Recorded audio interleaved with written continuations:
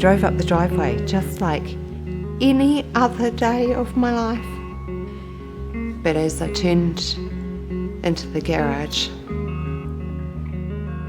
there was a corpse hanging from a noose. I couldn't make sense of what I was seeing. I screamed his name and I ran to him, and I couldn't get him down from the noose, he was too heavy. And then a man came running down the driveway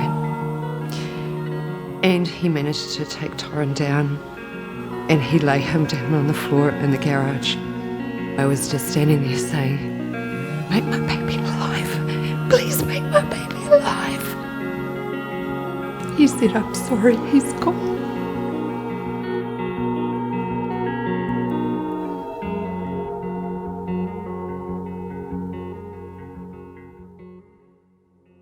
Torrin didn't kill himself because he wanted to end his life and stop living. Torrin killed himself because they gave him a drug with the same chemical profile as an amphetamine.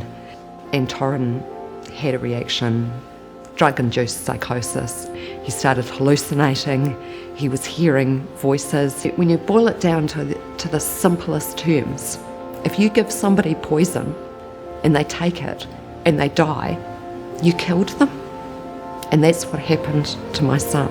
I had my son on the front page of the papers. I was saying, a psychiatrist killed my child and the rest of you need to be warned. You know, for me, that's about going out and speaking publicly and doing presentations and setting up a website and a group. As Torrin's mother, not only do I have to deal with the total destruction of his life and mine, but I have to open the paper every day or through my networks here that there's been another one.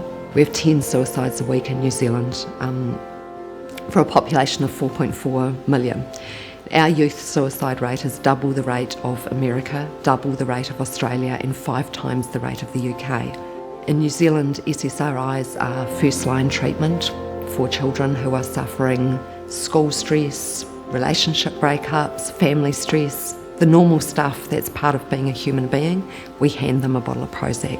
We are calling for a commission of inquiry into the failure of the mental health system, and we have a group of families who are seeking legal advice at the moment about taking a class action against our government for failing to regulate these drugs properly. My group and myself personally, if there's a story about suicide or SSRIs or psychotropic drugs, I'm usually the first person contacted by the major media. What characterised Torrin was the deep love and loyalty he received from his friends and gave to them, and Torrin would never want anybody else to suffer this. The only person who can make sure that the name Torrin Henry is never forgotten and can change the world in Torrin's name now is me.